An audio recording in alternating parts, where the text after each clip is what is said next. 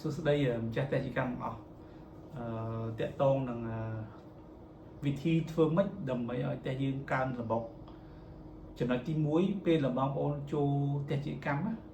ពេលបងប្អូនចូលតេជកម្មពេលយកសម្បុកគឺអាសាសម្អាតឈើយើងអាសាសម្អាតឈើយើងយកកណាត់ចលក់ទឹកជូតវាស្អាតទៅណាព្រោះបើសិនជាឈើយើងវាកក្រិចវាជាប់តលីច្រើនអញ្ចឹងវាធ្វើឲ្យសត្វអត់ធ្វើសម្បុកឯងចឹងចំណុចទី1បងប្អូនតើមើលចំណុចហ្នឹង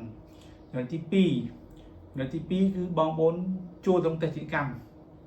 ពេលយើងចូលក្នុងតេជកម្មជាទូទៅកន្លែងដែលមានអេហ្គុយអាចជាមានសត្វនៅហើយតាមគៀនជាងចឹងយើងសង្កេតមើលប្រឡោះណាដែលអត់មានសត្វនៅបើប្រឡោះណាដែលអត់មានសត្វនៅយើងថែមអេហ្គុយមួយគ្រាប់ឬក៏2គ្រាប់មួយគ្រាប់2គ្រាប់ទៅតាមថងដែលយើងមើលប្រឡោះដែលវាអត់សូវមានសត្វនៅអានឹងយើងអាចថែមអេហ្គុយដើម្បីប៉ុន្តែយើងកុំថែមអេហ្គុយសេរីដូចគ្នាបើថាយើងប្រើ61យើងអាចប្រើ65ទៅដើម្បីឲ្យវាលឺសំឡេងខុសគ្នាយើងកុំដាក់អេហ្គុយដូចគ្នាកុំដាក់ដូចអេហ្គុយអាចាស់របស់វាបើយើងអាចាស់យើងប្រើ61យើងអាចប្រើ65ឬយើងអាចប្រើ Pyro ដើម្បីឲ្យវាមានសំឡេងខុសគ្នាអញ្ចឹងពេលមានសំឡេងខុសគ្នាអាសត្វថ្មីមកគឺវានៅតងអេហ្គុយថ្មីរបស់យើងហើយអញ្ចឹងអេហ្គុយចាស់គឺសត្វចាស់វានៅអញ្ចឹងយើងត្រូវថែមម្ដងតិចមួយខែយើងថែមមួយផុងទៅមួយខែថែម2ផុងទៅយើងថែមម្ដងតិចដើម្បីឲ្យសត្វយើងវា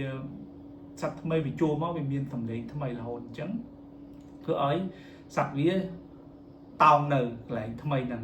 បើសិនជាកន្លែងចាស់វាទៅពេញអស់ហើយកន្លែងថ្មីវាត្រូវយើងធ្វើដល់រៀបចំកន្លែងថ្មីឲ្យសត្វថ្មីនៅអូខេ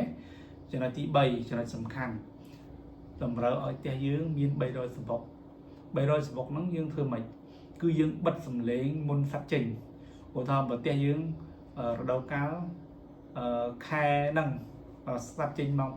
5យើងអាចបិទម៉ោង4កន្លះយើងបិទជា15ទៅ20នាទីឬក៏30នាទីទៅណាយើងបិទទៅពេលដែលយើងបិទ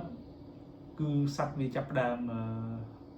បញ្ចេញសំឡេងធម្មជាតិរបស់វាតែខ្ញុំបញ្ជាក់ណាគឺផ្ទះយើងមាន300សម្បុកយើងធ្វើបានពេលរវាបញ្ចេញសំឡេងធម្មជាតិរគូវាអញ្ចឹងពេលវារគូវាតោងគ្នាវារគូគ្នាដល់សំឡេងធម្មជាតិអញ្ចឹងឧទាហរណ៍បើយើងនៅក្នុងតេជកម្មយើងបាក់សំឡេងយើងរស្រែករកគ្នាយើងរត់ឃើញយើងបាក់រដូចនេះជាកម្មដែលវិជាណាវាយ៉ាងរកគ្នាវាពេលយើងបើកសំឡេងវាពិបាករកដែរអញ្ចឹងយើងបិទសំឡេងដើម្បីឱកាសទុកឱកាសឲ្យវាបានបញ្ចេញសំឡេងរកគ្នាញ៉ែគ្នាបានអញ្ចឹងបន្ទះយើងអាចកើនអញ្ចឹងតិចនេះយើងលេងសម្រាប់ផ្ទះដែលមាន300សម្បុកបើផ្ទះតិចជាង300សម្បុកយើងធ្វើអត់បានទេដោយសារផ្ទះតិចជាង300សម្បុកគឺសត្វយើងវាមានចំនួនតិចអញ្ចឹងវាអត់ទៅតាក់ទាញទេកាលណាយើងសត្វផ្ទះយើង300សម្បុកវាអាចមានសត្វច្រើនអញ្ចឹងយើងបិទមុនសត្វចេញទៅដើម្បីទី1ឲ្យសត្វយើងត្រូវចំណីផងទី2ឲ្យវាចាប់គូផងអញ្ចឹងចំណុច3ចំណុចហ្នឹងឯងដែលអាចធ្វើយើងសត្វកើនយើងអត់អាចប្រើដើមទុនទេអញ្ចឹងខ្ញុំបានសាកឲ្យផ្ទះខ្ញុំនៅព្រៃវែងគឺខ្ញុំតាមដានទៅឃើញកើនហើយយើងនឹងទៅយកសម្បុកអញ្ចឹងកើនតែនៅព្រៃវែងខ្ញុំកើនអញ្ចឹងបានខ្ញុំធ្វើវីដេអូនេះដើម្បីចែកចម្លែកអញ្ចឹងអរគុណដល់បងប្អូនដែលបានតាមដាន